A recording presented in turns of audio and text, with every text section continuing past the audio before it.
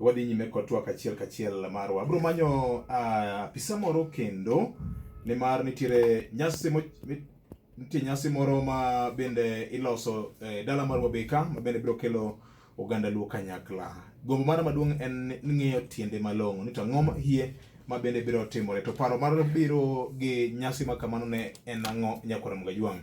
En saa 2:31 mano mar okinyi makono. Kogot Peter, mopogore kod mano, ing'e ni Jaluo bende ne nitie gik mamoko mane yango Jaluo, kit miendewa, kit wendewa. Kipimowa gi jomoko e pinje maoko, chalo nade? Be waromo koso wan gi pogruok malach? Anya kachako kod yore mag thum, anya wacho ni gisani nitie pogruok, nikech aparo ni Luo ma Kenya kod Tanganyika wan kod I would say modernism. Yore manyasani osedonjo kabisa e wechewa mag ngolo, kendo koro sani wadwaro ni watim thum ma chope standard nikech Jaluo janyadhi. Koro gisani kang'iyo kata video mag thumbe migoyo, iyudo ka video mar Prince Indah iloso machalre gi video mar Koffi Olomide, ilose gi video maromre gi Davido ma dhi gi Jay-Z. Koro yore manyasani odonje e thumbe ma Kenya, kata king'iyo instruments opogore. To kata king'iyo gi composure, gik ma wawacho e thum, apani Jaluo ma Kenya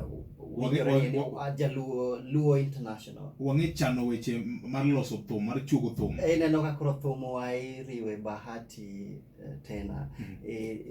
Wachako okwan apani modernism odonje e thum ma Kenya, gi instruments ma watiyo godo, to kod kaka wagolo video. Ineno ka video mar Jaluo ok tang' ni Jaluo tang'o, sani wachako tang'o gacha chal nade, tarwakora machal nade, to ngimana chal nade. We more into modernism. Manyalo wacho ni nitie berne gi rachne.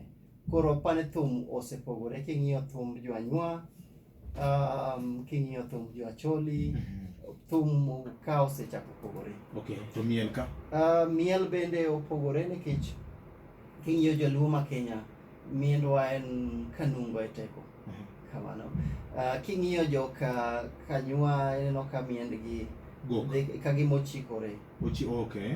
Kaja Masai. Kaja Masai. Extreme Kaja Masai. But ineno ka miel opogore.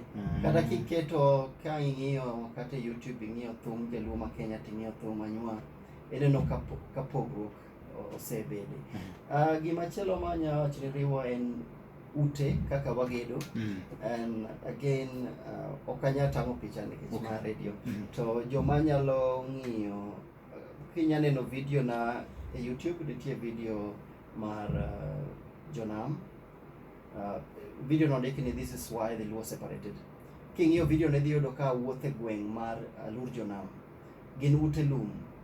Ute lum mananeno chon. Koro gisani gweng'wa, ne ane gweng'wa pani dala beach mokalo.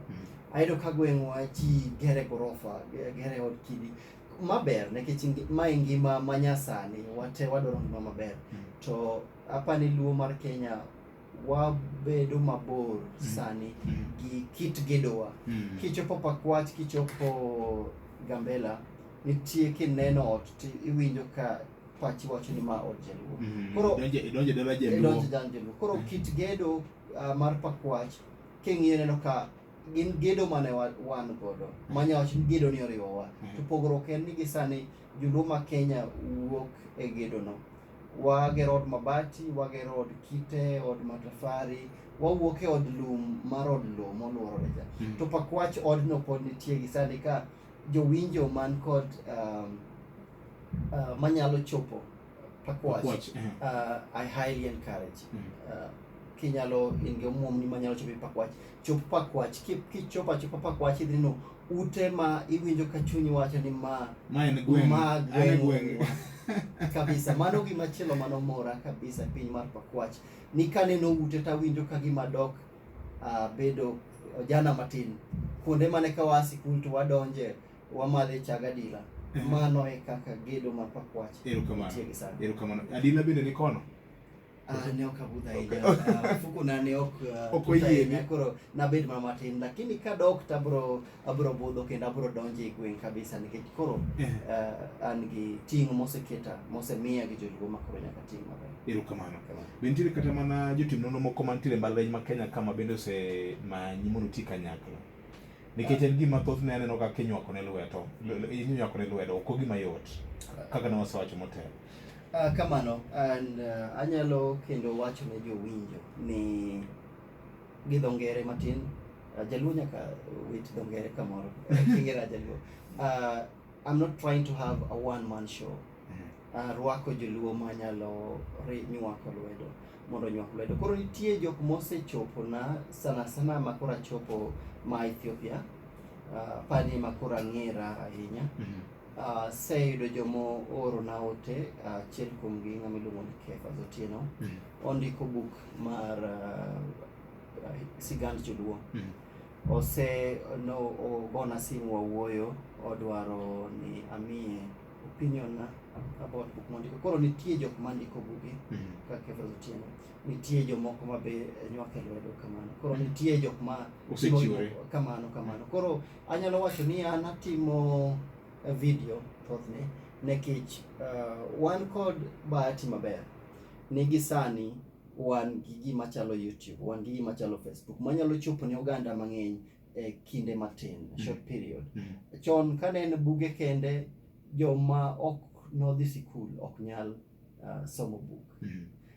Koro aparo ni nitie joma ndiko buk, an atimo video gi sani, kochopo mbele, kochopo nandiko buk, aparo ni biro bedo morna kabisa nikech kama bete ni an gi ng'eyo mang'eny, an gi information mang'eny kuom joluo ma amor kanyalo miyo joluo mamoko ong'e kama. Erokamano ahinya. Sani gi dakika 36 mar okinyi masani.